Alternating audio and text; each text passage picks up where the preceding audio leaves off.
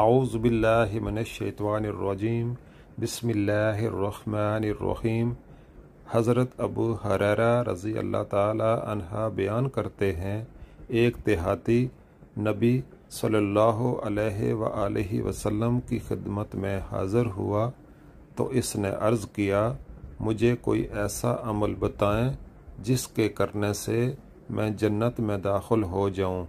آپ صلی اللہ علیہ وآلہ وسلم نے فرمایا، تم اللہ کی عبادت کرو اور اس کے ساتھ کسی قسم کا شرک نہ کرو، فرض نماز قائم کرو، فرض زکوٰۃ ادا کرو اور رمضان کے روزے رکھو۔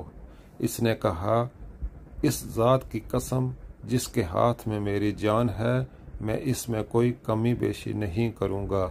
جب وہ چلا گیا تو نبی صلی اللہ علیہ وآلہ وسلم نے فرمایا، جس شخص کو پسند ہو کہ وہ جنتی شخص کو دیکھے تو وہ اسے دیکھ لے۔